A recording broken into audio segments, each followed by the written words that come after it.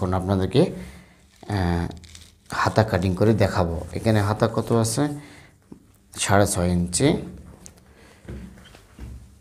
হাতার মধ্যে কোনো ইনার হবে না, ইনার ছাড়া হাতা কাটিং করে নেব।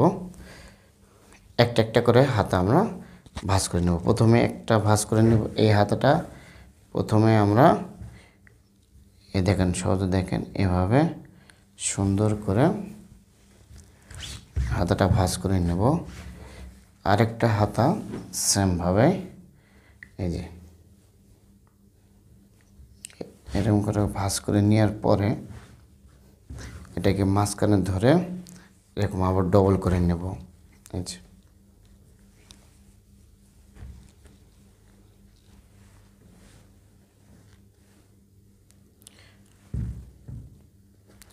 আসলে কাজটা মূলত আসলে চোখে দেখা আর মুখস্থ করে রাখা।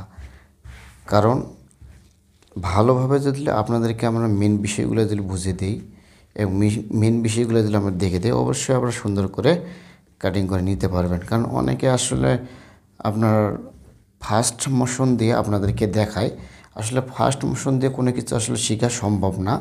যেটা দেখতে হবে একদম রিয়েল সুন্দরভাবে। এই জন্য আপনাদের জন্য আমি নিয়েছি টেলারিং প্রো প্রশিক্ষণ।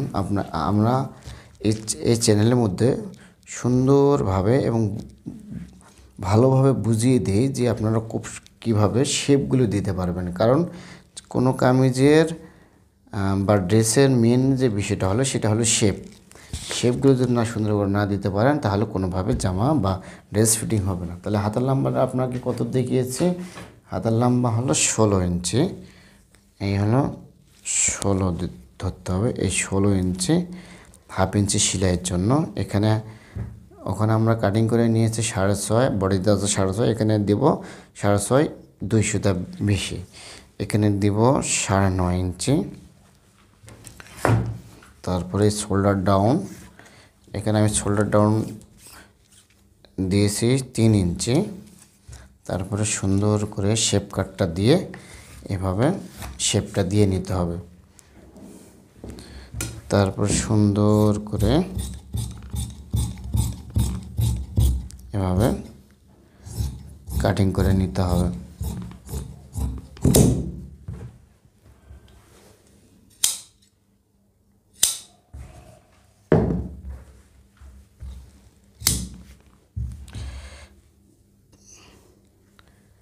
তারপরে আমাদেরকে দুই পার্টটা দেখেন, দুইটা হাতার একটা করে পার্ট নিতে হবে। একটা করে পার্ট নিয়ে আমাদেরকে সুন্দর করে এই তাল পাট যেটাকে বলা হয়, এই তাল পাটটা আমি কাটিং করে নিয়ে নিলাম।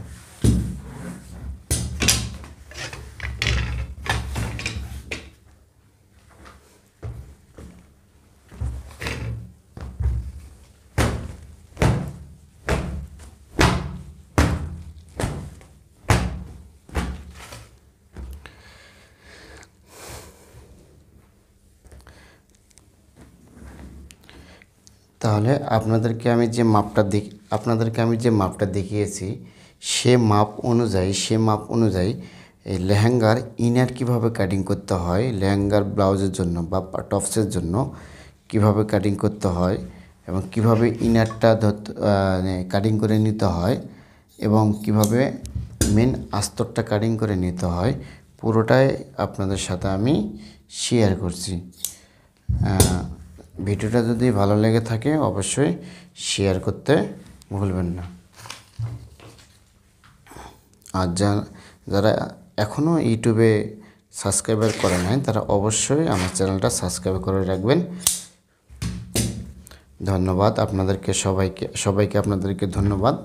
আসসালামু আলাইকুম ওয়া রাহমাতুল্লাহ।